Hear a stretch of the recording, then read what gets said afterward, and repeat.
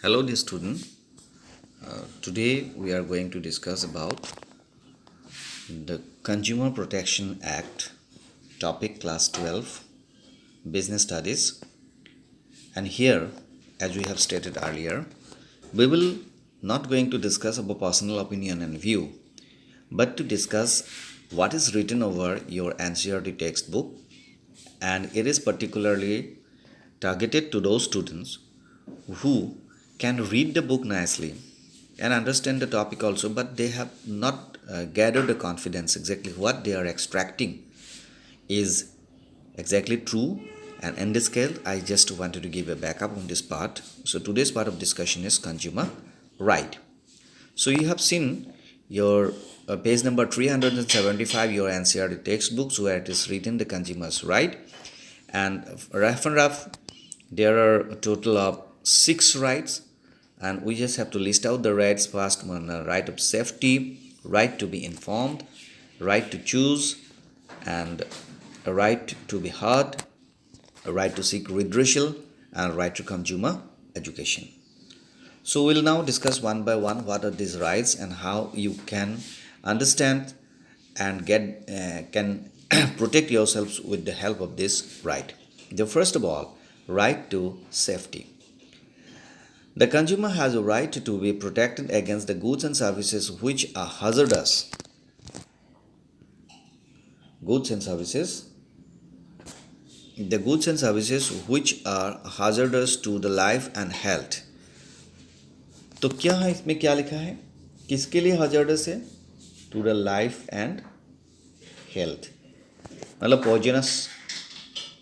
Poisonous product अगर आप लोग खा लेंगे तो क्या है, मर सकते हैं. This is a hazardous to the life.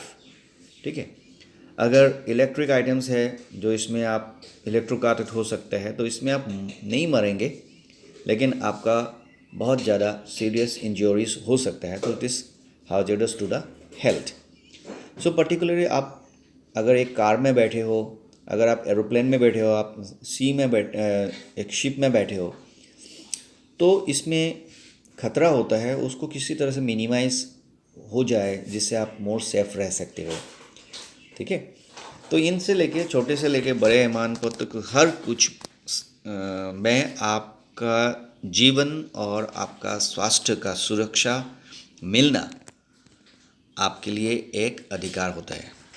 सो आप पूछेंगे कि कैसे, क्योंकि ये तभी संभव हो सकता है जब वो कंपनियां जो प्रोडक्शन करते हैं वो बेहतर मानदंड का, उन्नत क्वालिटी का रॉ मटेरियल या प्रोडक्ट यूज़ करके आपका सामान बनाएंगे, ईमानदारी से बनाएंगे.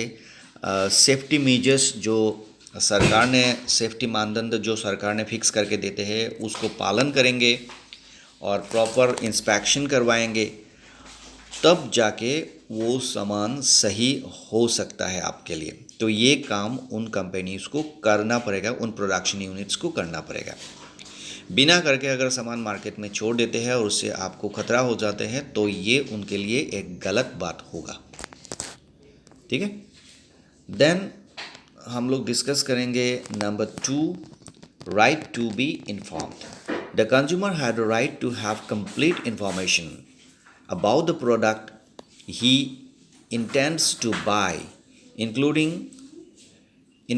the ingredients, date of manufacture, price, quantity, direction of use, etc.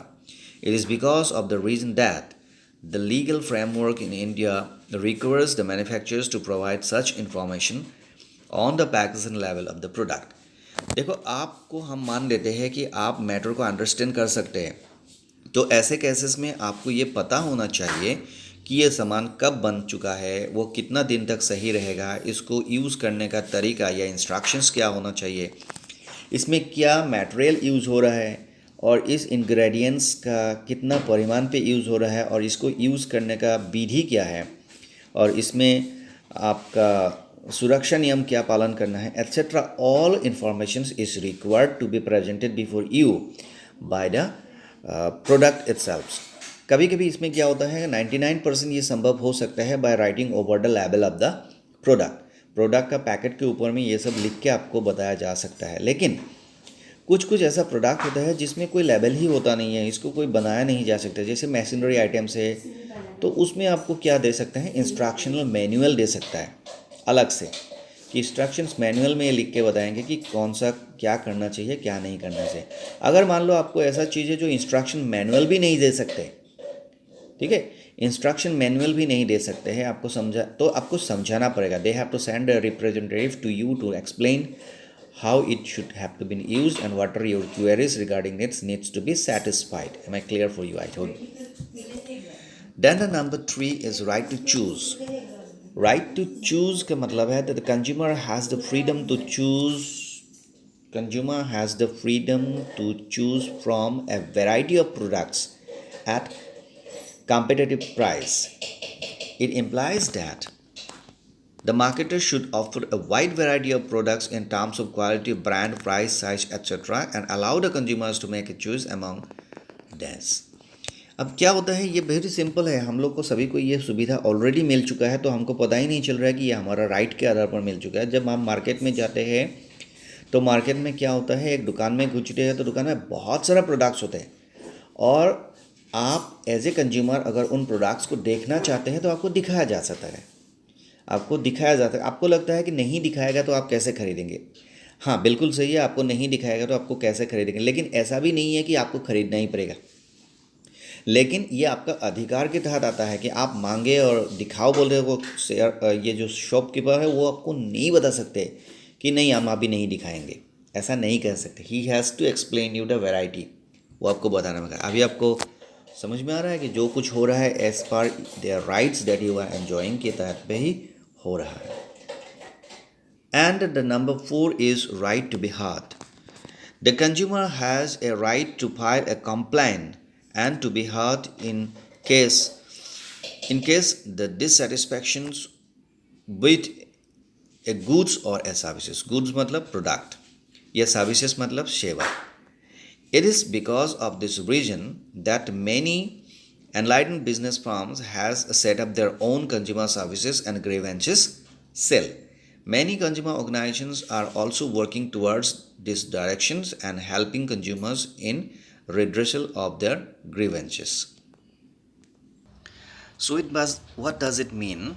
The right to be heard means the consumer का जो भी प्रॉब्लम आएगा एज ए कंप्लेन कि मैंने जो सामान लिया है उसमें थोड़ा सा ये चीज़ है नहीं है, वो फीचर्स नहीं है, मेरा ये कहानी है, मुझे अच्छा नहीं लग रहा है, या आपने जो सर्विस दिया है, आपने जो सेवा दिया है उसमें मुझे कुछ शंका लग रहा है, तो ये जो बातें हैं इसको क्या बोलते हैं, हम ग्रीवेंस बोलते हैं, इसको हमारा ग्रीवेंस। तो ये ग्रीवेंस जो है वो सुनना पड़ेगा और उसके ऊपर उन लोगों को वर्क ऑन करना पड़ेगा, ठीक है। ऐसा आजकल करने के लिए बहुत जो उम्दा क्वालिटी का जो ब्रांड वाला जो कंपनीज होते हैं ऑलमोस्ट सभी है आजकल क्या करते हैं, अपना अपना एक ग्रीवेंस सेल बनाते हैं, अपना कस्टमर केयर सेंटर बनाते हैं, उसको फ़ोन नंबर देते हैं, टोल फ्री नंबर देते हैं, और इससे आप अपना जो समस्या है वो अब लिख के या बोल के या ओवर फोन आप उसको बता सकते हैं। और उन लोगों को सिर्फ सुनना ही नहीं है, उसके ऊपर वर्क ऑन भी करना है, उसके ऊपर काम करना है, फॉलो अप करना है, ठीक है। नेक्स्ट क्या होता है, दो number 5 is the right to seek redressal. The consumer has the right to get relief in case the product or services fall short of its expectation. The Consumer Protection Act provides a number of relief to the consumers, including replacement of the product, removal of the defects in the product, compensation paid for any loss or injuries suffered by the consumer itself. तो क्या होता है redressal? Redressal मतलब क्षतिपूरण या आपका जो loss हो गया है उसका भरपाई। अब ये कानून बन चुका है, ये कानून में ये सुविधा है कि अगर कंपनी का कोई भी प्रोडक्ट यूज़ करने की वजह से आपको जान माल के क्षति हो जाए या आपका मन में असंतुष्टि आए या उस प्रोडक्ट का अपना ही गुणवत्ता में कमी आए, तो या तो वो प्रोडक्ट को सुधार दे या तो उसके बदले एक दूसरा प्रोडक्ट दे, या तो प्रोडक्ट की यूज़ करने की वजह से आपका जो लॉस हुआ है उसको भरपाई करने के लिए उनकी तरफ से प्रयास हो, ठीक है। तो ये भी उनका जिम्मेवारी में आता है, and that is because of the right to seek redressal. And the last but not the least, a right to consumer education. This consumer has a right to acquire knowledge and to be a well-informed consumer throughout life. He should be aware about his rights and the relief available to him in case of any product or services falling short of his expectation. Many consumer organizations and some enlightened business are taking an active part in educating consumers in this respect. इसका line by line अगर आपको समझाया जाए तो मतलब होता है the consumer has a right, the consumer का एक अधिकार है टू एक्वायर नॉलेज, की जानकारी हासिल करने का एक अधिकार है, and to be well informed consumer throughout the life, पूरे जीवन भर एक संपूर्ण रूप से इन्फॉर्म्ड, जागरूक एक क्रेता के रूप से अपने आप को साबित कर पाए, ऐसा उनका अधिकार है. ही शुड बी एवर, उनको जानकारी मिलते रहना चाहिए. अबाउट हिज राइट, उनका अधिकार के बारे में उसको जानकारियाँ मिलते रहना चाहिए. And the relief available to him, या उसको भरपाई या उसको मतलब क्या रिलीफ मिल सकते हैं कि अगर इन केस अ प्रोडक्ट और services fall short of his expectation, उसको प्रोडक्ट या सर्विसेज या गुड्स या सेवा में उसको अगर उनका जो विचार है उससे उसको कम मिल रहा है, या कंपनी ने जो प्रॉमिस किया है, द सेलर ने जो प्रॉमिस किया है कि ऐसा ऐसा हो सकता है, उनसे अगर कम मिलता है तो उनको उसके बदले में क्या मिल सकता है, उनके बारे में उसको जानकारियाँ होते रहना चाहिए. Many consumer organization some enlightened business are taking, बहुत सारा कंज्यूमर ऑर्गेनाइजेशन और कुछ उम्दा बिजनेस ऑर्गेनाइजेशंस बहुत हाईली एनलाइटेंड मतलब जनरल व्यू में नाम आने वाला है, ठीक है. तो बिजनेस ऑर्गेनाइजेशंस क्या करते हैं, इस मुद्दे पे कंज्यूमर्स को जागरूक करते रहने के लिए बहुत सारे, अभी कुछ दिन पहले क्या हो रहा है कि लाइफ बॉय का एक एडवर्टाइज आया था. तो उन्होंने उनमें क्या कहा है कि कोई भी साबुन यूज़ करो तो आपका कोविड जर्म्स मर सकता है. तो ये क्या होता है, वो अपना प्रोडक्ट बेचने का समय में वो बात नहीं बताया, कोई भी साबुन मतलब किसी भी, तो ये है जागरूकता मिशन, ठीक है. सो डियर स्टूडेंट, ये है कंज्यूमर राइट्स का 6 पॉइंट्स जो मैंने आप लोगों को डिटेल में बताया हूँ और टू द लाइन बताया हूँ. एनसीईआरटी बुक्स के बारे में बताया तो मैंने अपना व्यूज़ यहाँ पे नहीं रखा, जो बुक ने जो बोला मैं वही चीज़ आपको एक्सप्लेन करके बता रहा हूँ, क्योंकि आपको बुक से पढ़ना है और बुक से ही क्वेश्चन आएगा, ठीक है. तो इसलिए आप लोग इसको बार बार देखें, रिवाइंड कर करके देखिए, समझिए, बुक्स को सामने रख के देखिए और मेरे को बिल्कुल कमेंट भेजिए कि आपको कैसा लगा, क्या लगा. अगर आप देखना ज़रूर, अगर नहीं देखोगे तो नेचुरली आप कैसे सीखोगे. Okay, thank you very much.